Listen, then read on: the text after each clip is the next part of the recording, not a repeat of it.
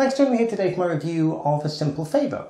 This is directed by Favour, who you'll probably know from films like Bridesmaids and Ghostbusters, well known for working with Melissa McCarthy, with Kristen Wiig.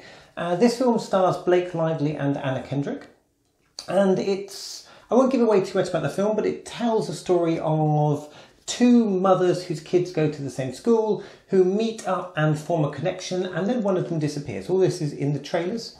One of them disappears, so Blake Lively's character disappears, and there's a bit of a whodunit murder mystery type thing of has she disappeared, what's happened to her, and really can Anna Kendrick understand what happened to her friend? Does she really know her friend as well as she thinks? Now, I saw the trailers for this film, and I think the trailers were a little bit misleading about what type of film it is. It's painted as a sort of Gone Girl type film, and it does have elements of that. But the trailers, I think, are slightly misleading about the amount of suspense and tension. The film is actually quite funny in places. Blake Lively plays a kind of super, almost uber confident woman who doesn't take crap from anyone, and Anna Kendrick is your try hard, try to be perfect type, at-home mum, kind of polar opposites, but they strike up an unlikely friendship. And there's a lot of really good witty dialogue, particularly from Blake Lively. I thought she really shone in this film. I've liked her in other films, but she tends to be like a very beautiful picture rather than a well-rounded, fleshed-out character. But I thought that in this film she was really in her element with this kind of sarcastic, quipping role, and it was a breath of fresh air to see her like this. And the Kendrick was good. I'm not a massive fan of some of her other films. I don't like the Pitch Perfect series, but she was good. She was very good in the film and certainly held her own and contributed a lot to it. I think my main kind of problem with the film is that I was really enjoying this up until about an hour and 20 minutes.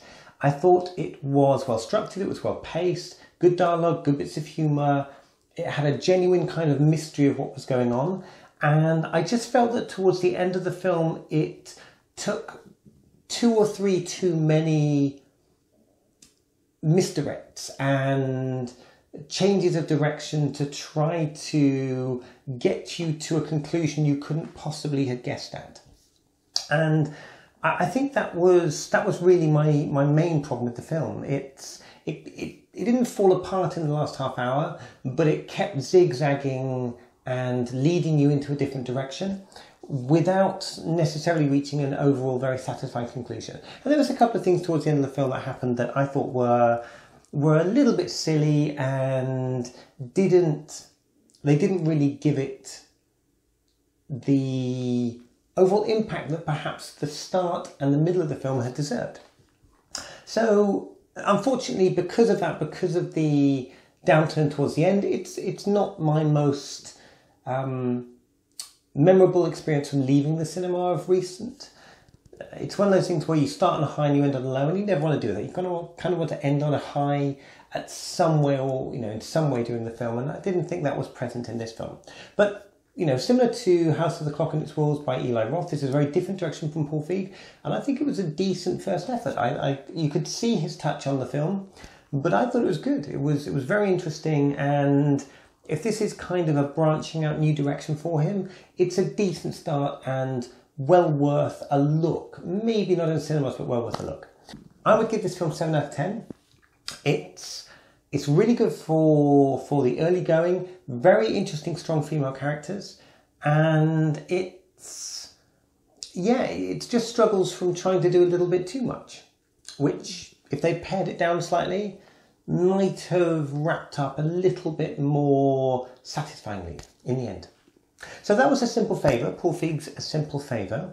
Have you seen the film? If you have, then please let me know in the comments down below. Let me know what you thought of the film.